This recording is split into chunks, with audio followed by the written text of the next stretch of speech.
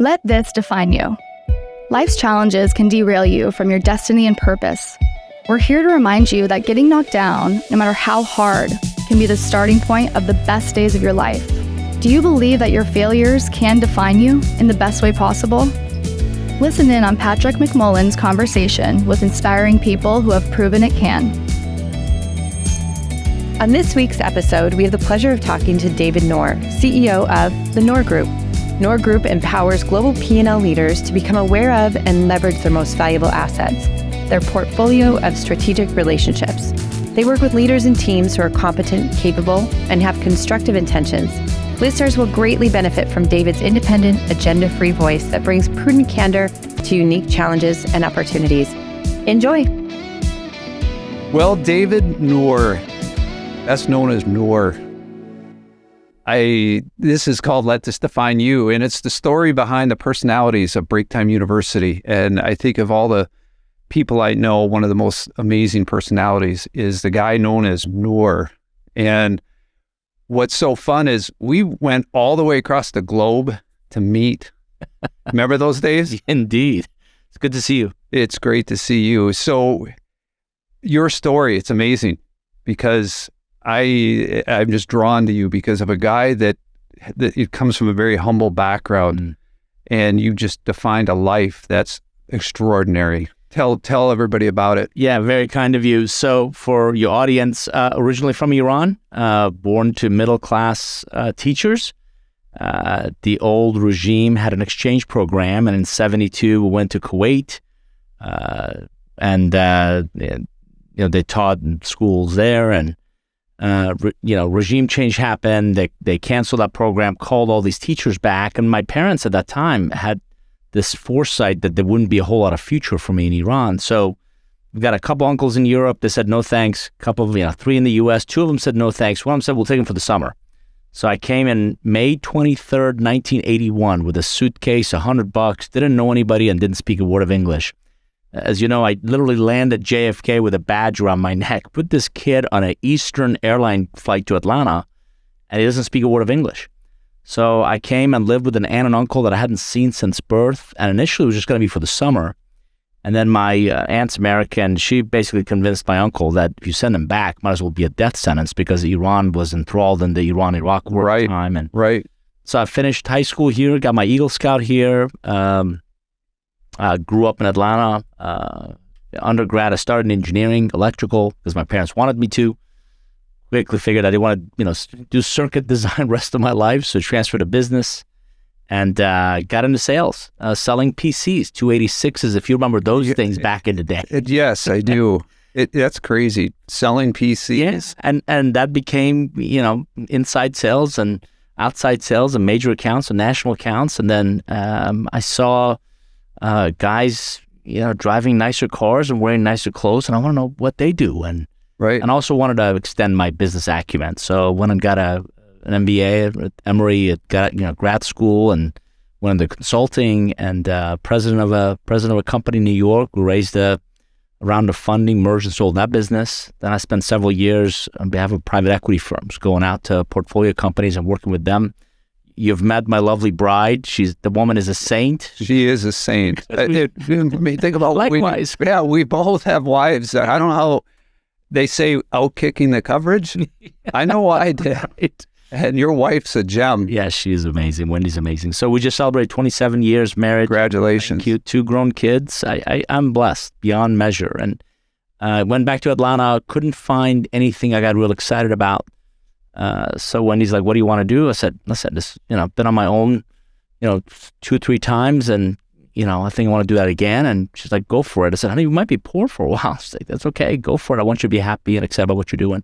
So 21 years ago, I hung my own shingles, as you know, doing consulting, advisory work, executive development, speak extensively, written a few books. And I joking aside, I'm living the American dream. So if you believe there's no limit, if you believe education's your path out, if you believe in a work ethic and the ability to create a very different life for yourself, your family, that's what I've been blessed to be able to do. You talked about 21, 22 years ago, and think it's 13, 14 books now you've written. Yeah.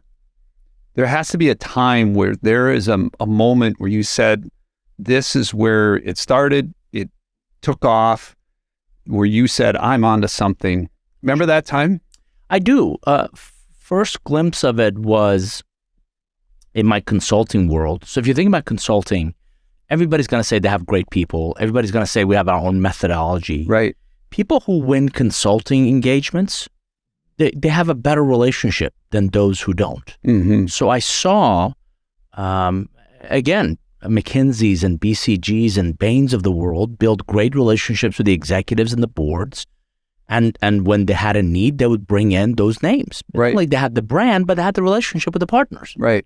Then in the private equity days, I saw companies that outpaced their competitive peers, didn't just have great products or services, that phenomenal relationships inside the company and outside of it. Right. So when I went on my own, I said, there's got to be something there.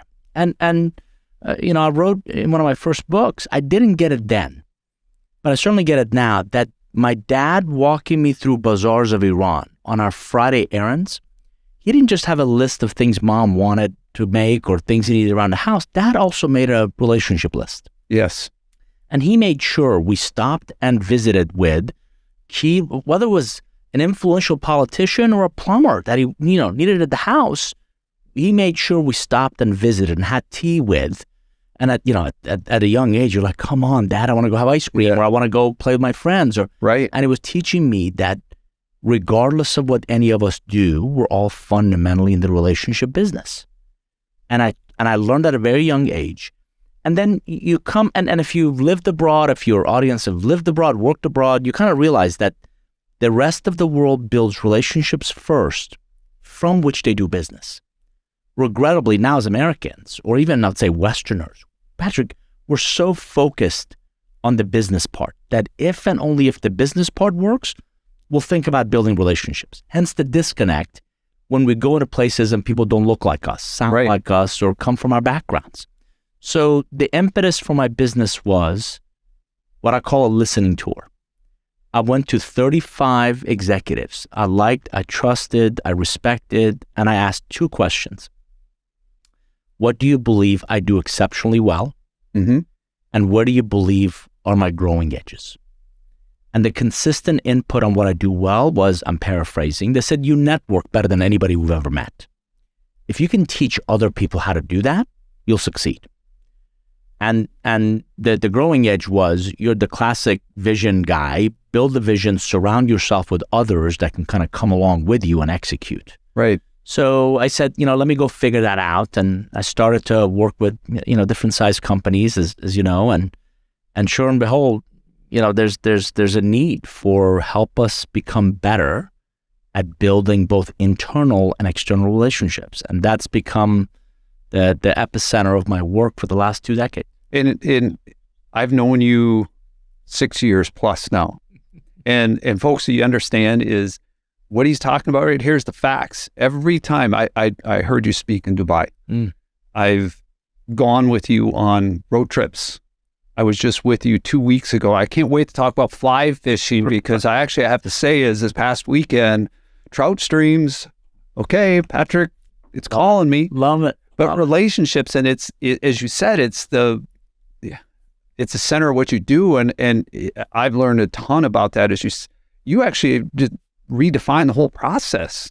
Yeah. So what I found early on, and I've always, Patrick, I've always believed an expert first, a speaker, consultant, coach, trainer, whatever, a distant second. Right. So when people said, if you teach other people how to network, I'm like, surely they already know how to do this. Surely you've learned it from your parents, or you've learned it in school, or you've picked it up somewhere along the way of how to quote unquote network. And the reality is it really isn't. It isn't taught, regrettably. It isn't taught in our schools. No. It isn't part of anybody's new hire training program. No. It isn't part of many organizations' management or leadership development program. Right. Or if they do it, it's almost like an afterthought. I've literally seen a week-long agenda for a leadership development program, and maybe relationships are a half a day. And the more I asked, well, why is that? Why is that the case? I believe there's this prevailing myth or misperception that we're going to pick up relationship building through osmosis, right? You're going to just think it's going to come natural. Absolutely. You're going to watch other people and what they're looking for. And the more I dig into it, it's actually called social network analysis. And it has nothing to do with Twitter, Facebook, or YouTube. Right. It's actually studying patterns in human interaction. And what we do is, a lot of it is modeling. So if I take you and I back to, maybe the spring of our careers and, young whippersnapper 20-year-olds watching that older manager or that great leader and the way they did things, and you're like, ooh, I want to do that, and I want to learn how to do that. And we pick up a lot of that through just observation and through modeling. The problem is we also pick up some really bad behaviors. We really, we're all products of the advice we take. We're all products of the modeling that we kind of soak in and we admire and we believe, we put on people on pedestal. And so all of that to say, a lot of quote unquote networking is very transactional, and people intellectually understand that relationships are important. What I've found, and maybe the key to some of the success I've had, is how do you bridge meeting someone? How do you bridge a contact to a value-based relationship? And I figured if I can build a process that's repeatable, we're going to have a high success in the predictability of that process. So I go in and I teach people, and I've written about it, and I talk about it, of how to be more intentional, how to be more strategic, and how to be more quantifiable in the relationships you choose to invest in. Well, I'm going to guess, I've never met your dad, but you just talked about something that I think is such a critical skill is build that relationship first before you do anything. And I go back to something you just said really triggered me to say is, I did an engagement recently that I just took a random survey, prepping for this, for Break Time U, all the different things we're working on. And I asked the question, how many people know what the salad fork is? I did a survey. There was about 30 people on the line, less than 50%. Sure. Now, you may say, why do I bring up the salad fork? Because I also said, who's teaching business relationships at your business? Is anybody doing that? 90% of the people said no. And again, what I struggle with is the continued myth or misperception, as I said, that it continues to be called a soft skill. I would submit to you that it's a crucial skill, because you could teach someone Excel or Google Sheets or more recently ChatGPT. Yeah. But what difference does it make if they can't relate, if they can't influence, if they can't engage, if they can't work with others to get stuff done? Most business professionals are not an island. Whatever it is that you do, you're going to have to work with other people to get things done. And that, by definition, if you believe that notion, means you're going to have to engage. You're going to have to, and some of the things that our parents told us very young age, that, as teenagers, we all rolled our eyes, right? Give me a break. But my dad drove into it. People will prioritize things, tasks, projects for people they know and they like and they trust. And so I'm going to add one, they respect. And if you're not building those relationships inside the organization, forget outside for a second, because it's understood that sales or marketing or investor relations or media relations, any of those, they're the extroverts and they're going to have to, do that for a living. Right. I would submit building and nurturing relationships is a critical skill in every job in the organization. Yeah. But whether you're a payroll clerk or you're the CEO, whether you're in finance or IT, legal or manufacturing, your ability to engage people, to influence them, a lot of times without authority, is going to set you apart from everybody else that's trying to do the same thing. Do you think, you referenced your parents, and I talked a little bit about that. Your dad, just, as I said, I never met him, but an extraordinary guy. Where did he learn that from? Where did he get that skill that he pass it on to you? And I know I've seen it in your kids, just the extraordinary young adults they are. Where do you think he got it? I appreciate it. So mom and dad, both were yin and yang. So dad was one of 9 kids, Mom was one of 8 kids. So I had to navigate. Right. I have 42 first cousins. Wow. Right? It's ridiculous. So a lot of it was within the family. They had to figure out how to get along with siblings. Sure. Then, particularly mom's side, my grandfather on my mom's side was mayor of our city and ran the local newspaper, and they were well-traveled, and they really drove into my mom something that my wife and I have tried to do, which is kids are ambassadors of your brand, of your family values, of kind of how they carry themselves says a lot about you as parents. And so, it came from my grandparents to my parents. My parents taught me, and of course, we've taught our kids.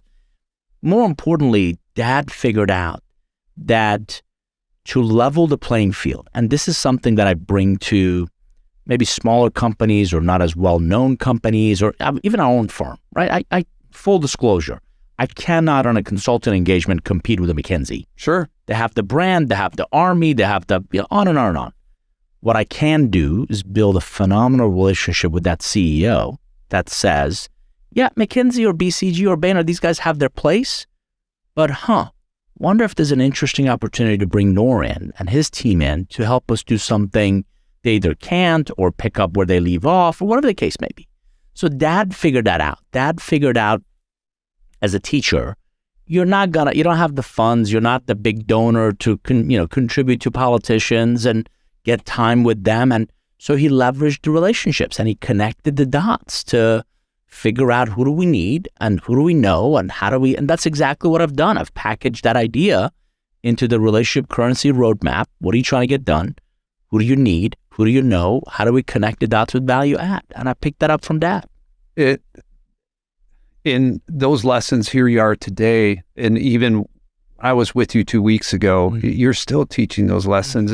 But I also would imagine during the journey, that 21, 22-year journey you've been on now, you've hit some walls, and you have overcome those to become somebody that's a star at what you do. Yeah. When you hit them, what did you fall back on? What have been things that you deployed to say, I'm going to beat this and I'm going to win? I'm gonna point to 3 things. One, I brought up Wendy. Every entrepreneur will tell you, every successful entrepreneur will tell you, without that incredible support at home, whether it's a significant other or life partner or spouse, whatever it is, you and I cannot succeed at work what we do without a stable home. And when Wendy and I met, I said, listen, it's not I'm abdicating raising the kids to you, but I can't go make money and build a business and kind of manage the kids and all the stuff that has to be done at home. And so I got lucky. I asked her, what do you want to do? She's like, I want to be a full-time mom. Great. You manage the house and home and tell me where I need to be, and I'll prioritize those and I'll make sure I do those. And done an exceptional job. Knock on wood. Thankfully, two decent kids and phenomenal 21 and 19 now. Yeah. And so a significant other that becomes your rock, becomes that really stable force for you. Number 2, I said earlier, expert first, a speaker, consultant, whatever second.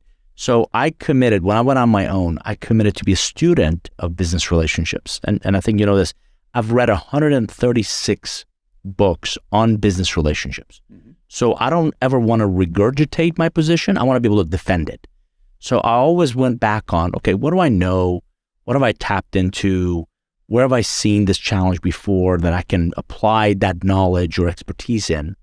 The last one is, again, what I you know me, I'm a huge advocate of, which is relationships. So anytime I've gotten stuck, again, a lot of people like the idea of being an entrepreneur. They don't realize what it really takes. Sacrifice and work. And the financial, ebb and flows and market changes or challenges. And none of us have a whole lot of control over the economy. So when everybody's cutting spending back, where do you get the next opportunity from?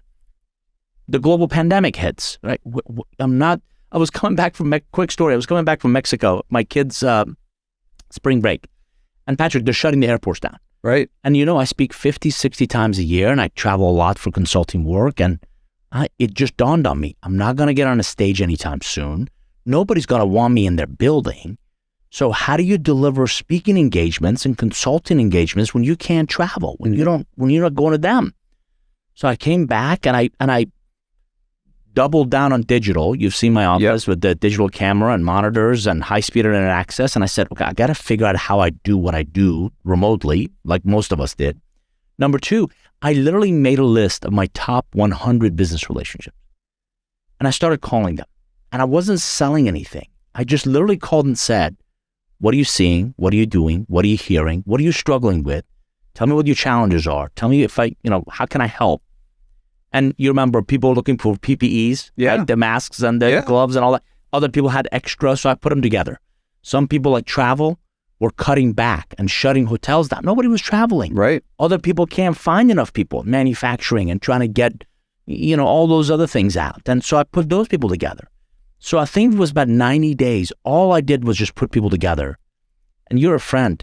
19, 20, 21 were some of our best years because people remembered that. And they remembered who helped and who connected and who demonstrated a vested interest in their success. And that's where you overcome those obstacles. And you redefined yourself. I mean, you had to reinvent your whole business when, as you said, your business doesn't grow unless you're probably in front of a mass of people. And you all of a sudden we all hit a wall. And as you talked about, your business has never been better. Unequivocally. And just a data point, if I'm an employee, I'm getting a paycheck and hopefully I'm taken care of. And as an entrepreneur, you got to chuckle. I have a can of tuna and some crackers on it. Sounds like something I sell every day. I have a can of tuna and some crackers on a shelf every day to remind me that's what I'm having for dinner if I don't sell something today. Wow. Imagine, but it's almost like that image. If put that on a wall, you could sell that. Yeah. The Nour. Yeah. Right. And it's just a visual metaphor of, and I deeply believe it. Nothing happens until somebody somewhere sells something, right? So it's that, and I've been blessed. 21 years later, you don't have to do a lot of selling. It really is relationship building with executives, but it goes back to a set of traits. It goes back to a set of work ethics. It goes back to investing in relationships that I believe all these things become enablers of you reinventing yourself, right? So you're exactly right. Just to give your audience a data point, 2018, I was on the road 208 days. 2019, I was on the road 21 days. So how do you run a professional services business if you can't travel? Exactly. You can't go get in front of people. And you're exactly right. We had to overnight, like a lot of people did, convert our business. How do we deliver? So I did virtual keynotes. We did virtual consulting with whiteboards. We did, anything and everything you can to still deliver value to your relationships. But the fact that I went down my relationship list and I called them and I asked, what are you doing? What are you seeing? What are you hearing? Who's doing well? Who's not doing well? Like most cyclical situations, I had some people that were doing really well. Think of insurance. Yeah. Insurance did phenomenally well because they're still getting their premiums, but they're not spending it on, paying out the liability part. Yeah. Travel got hammered. Now it's almost the opposite. Travel can't find and hire enough people. And my flight this morning was completely packed and there's not a seat on the plane. And so now you focus on industries that are doing well, I've got industrial manufacturing clients that are still doing well and they're building U.S. plants. I've got professional financial service people that are still doing well. So there's other pockets and you diversify your relationships.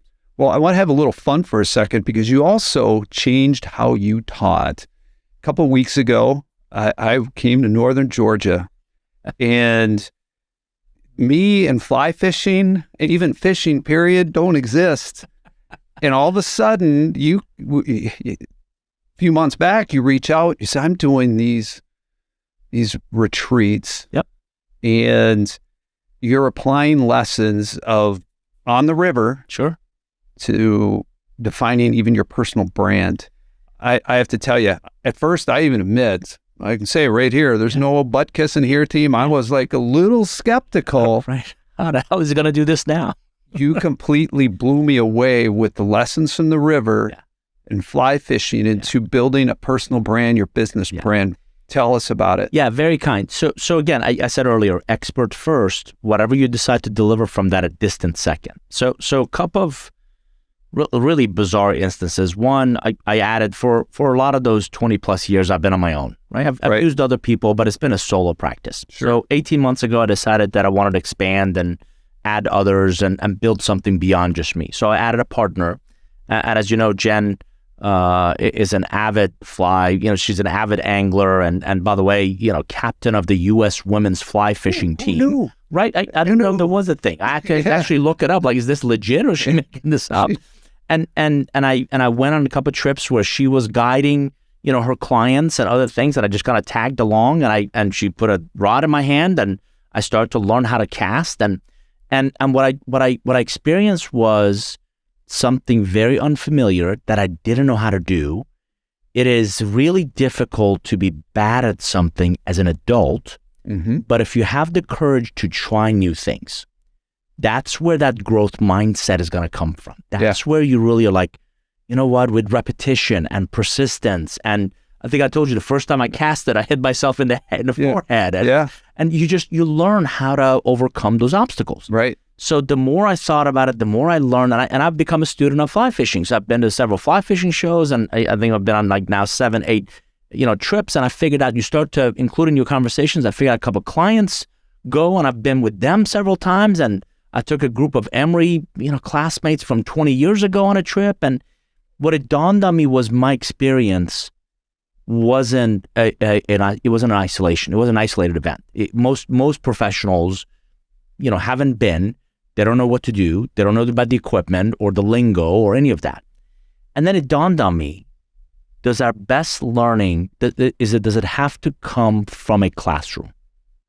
Do we have to duct tape people to a chair and force feed them all this content over a few days for them to take anything away? Right. And unequivocally, the answer was no.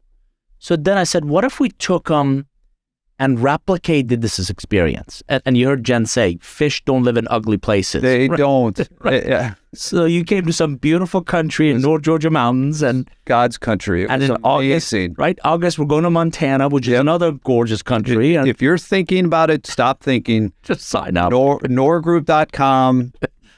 Come join us. It's amazing. It's worth it. So I said, what if Jen and I divide and conquered, and she taught Fly Fishing 101, and I translated those experiences to your leadership brand. Yes. And how you engage others, and how do you build an exceptional team, and so all the things you went through. So for the audience, we split the day up. We were up early, had breakfast at this really quaint bed and breakfast place. Yep.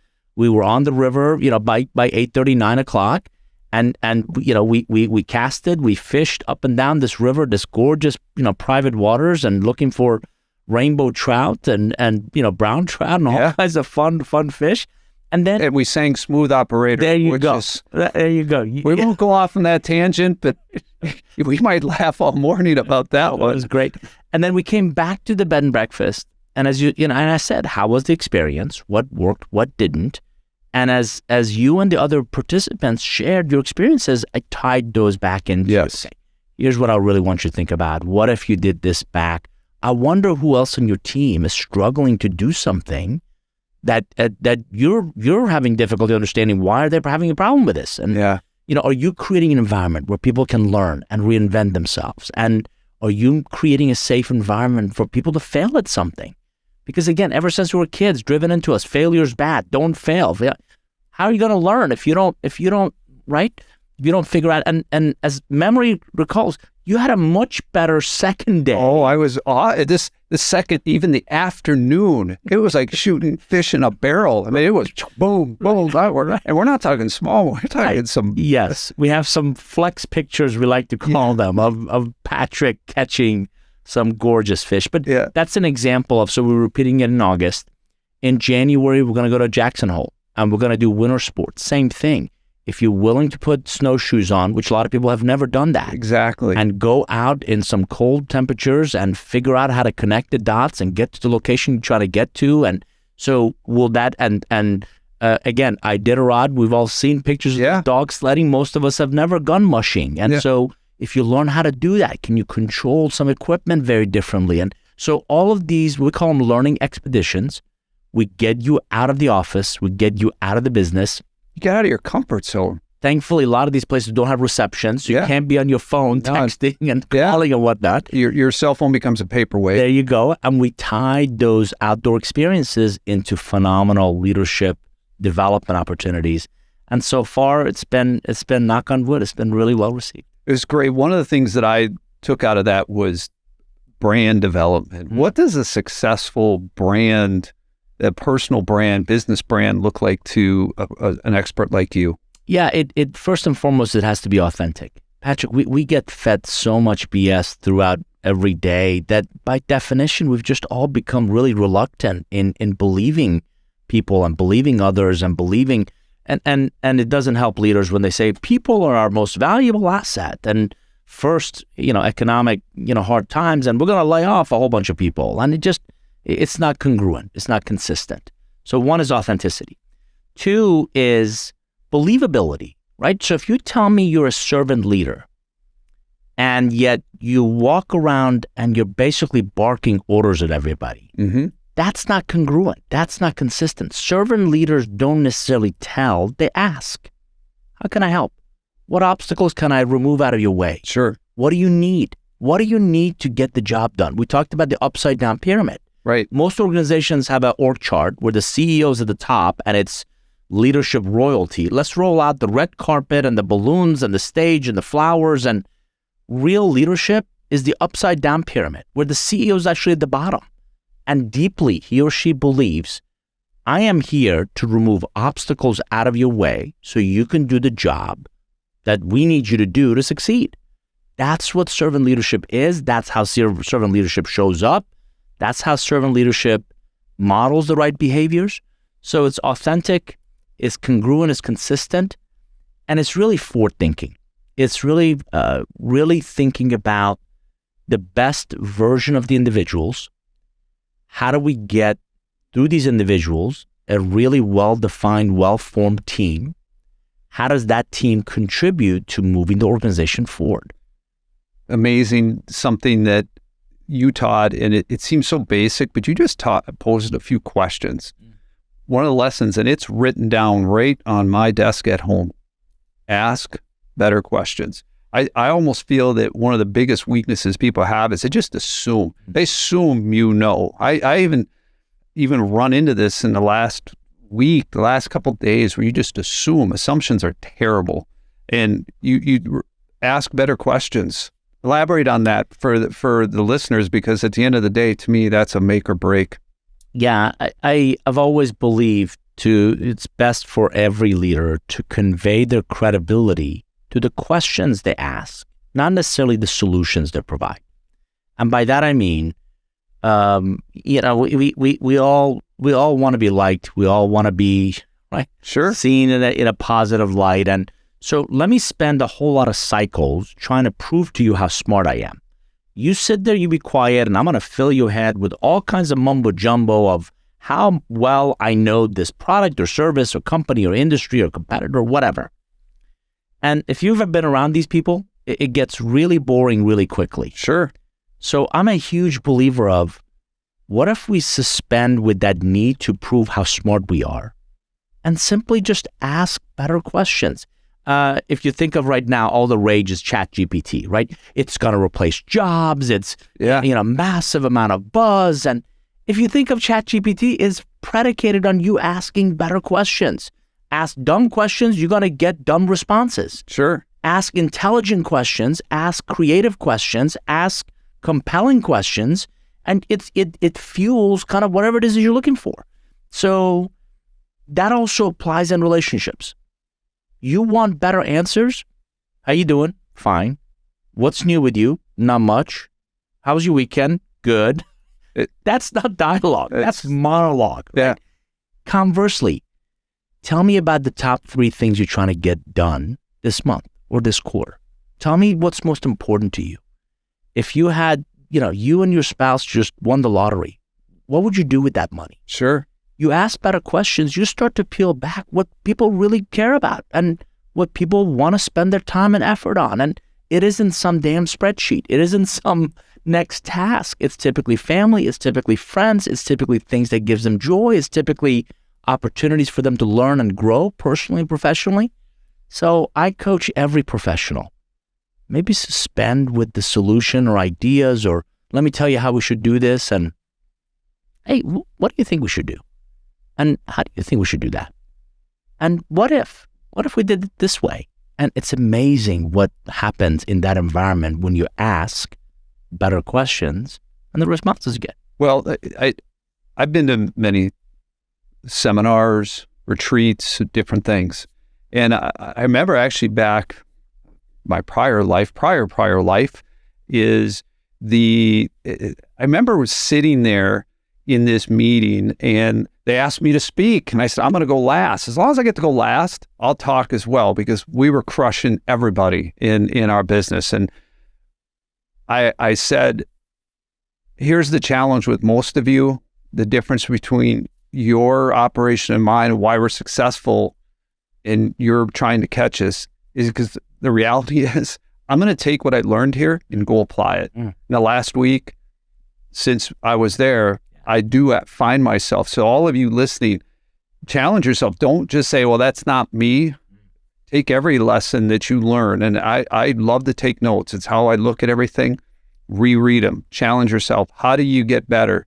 And looking at all the different pieces, that's to me what is the difference. And I looked at what you taught me, and it's been an eye-opener in challenging that. Do you see that? Is just people you coach every day and people you're working with, successes, failures, why? Sure. So I think it came, as I said earlier, we're all products of the advice we take. An old professor drove into me to be a proactive reader, not a passive one. And at first, full disclosure, I had no idea what he was talking about. Sure. And then he showed the class a book that he was reading, typically business books, not novels or fiction, but business books. And he showed us the book that it's got, notes in the margin, things circled, underlined. He had big X's of no way, don't believe this is BS, and this guy's crazy. And as we asked, well, tell us, where is that coming from? What are you doing with that? And he said, anything you learn, anything you soak in, whether you read it, you listen to a podcast, there should be 3 questions you always ask. What is this person saying? What are they trying to share? What is this? So what? How does it matter? What does it matter? How is it relevant? How is it relevant to kind of me and in my world? And then now what? What do I do with this? How do I take this knowledge? It's almost like intellectual Red Bull, right? Yeah. Intellectual food. You don't know when or how you'll use it, but if you soak it in, if you become a sponge, at some point, you're going to say, oh, I read that, or I saw that, or I heard that, or whatever the case is, and you'll find opportunities to apply it. So I don't know if you remember when you guys were leaving the learning expedition, I said, there's money in those notes. Yes. And what I meant was, if you took diligent notes, and think about why we take notes. We capture things we want to remember and we want to reference. The challenge is we want to remember them, so we kind of capture them. Most people don't do that. Most people don't go back and reference the notes. It goes in a folder, it gets shoved in a file somewhere, and there lies the missed opportunity. Yeah. So between that professor and then, I also, in one of my jobs, we went to a trade show and I sat in a couple of sessions and I heard other speakers and, I took some great notes, and that's how I remember things. And, right. And this executive, this leader told us not to schedule anything the morning after a trade show or conference when we come back. And he said, that's the opportunity for you to go back through your notes and figure out what is it that you want to apply. What should you apply from what you just learned? So if you remember, we left our session with a 30, 60, 90-day plan. I've learned, and you've heard 21 days to get a habit. Yeah. Well, that's typically a personal matter. In business, it's typically 90 days of committing to thinking, feeling, or doing something different that will create real impact, material impact in your business. So that's why I'm a big believer of not just the theoretical constructs, not just applications, examples, but implementation. How do I go implement some of these ideas to improve my life, my work, my condition, and I materially feel better off because I attended that training program or I attended that conference? Well, as we always say, you've invested your time, your energy into learning, to taking notes, all the different things. But if you don't invest it in implementation, it's a total waste. So before we turn it over to you in taking your knowledge, your information, it's all going to be part of Break Time You. I always end the podcast with a surprise, because the first part is I do what's called the Break Time Minute, where I take less than a minute and what did I take away from you and I talking today? And then I ask you to do the same. Okay. And it's all, again, we aim it around a minute or less. Yep. It's kind of our theme with Break Time You. Love it. So my Break Time Minute, David, and what I took out of this conversation is you talked about your dad.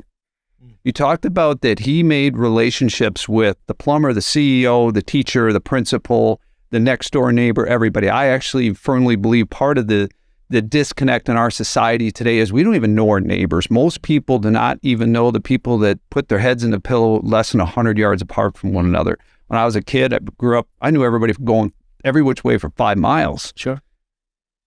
It's a strong lesson to learn the value that your father instilled in you. And it's a phenomenal reminder as a core. You talk about core actions all the time. That's what I took out of today. So for you, Break Time Minute. I got to tell you, I love what you're doing. And I've ran Break Time University by my wife before I came and several friends. And what you're trying to do is create bite-sized learning and growth opportunities for every individual. You know, people in offices, people in places where, you know, they have break rooms, you know, have to take a break. None of us can just kind of keep going like we're machines. So in that opportunity to disconnect, I can certainly waste my time being on social or doing, mindless things, or I can learn. And I made a comment earlier. I've long believed, and this came directly from my parents, that education, regardless of what form, wherever, however, that's your path to a better life. That's your path to a different level, personally and professionally. So I got to tell you, love the Break Time You concept, love to be one of the faculty members, cannot wait to see this proliferate through the companies you're working with. David, it's a pleasure. Everybody, he calls himself Nour from Dubai to here today. What an honor. Thanks for coming. Patrick, thanks for having me. Great to be here. Did you enjoy this conversation? Hit the plus sign or follow button so you don't miss an episode with Patrick and his inspiring guests. Thank you for joining us, and remember to let this define you.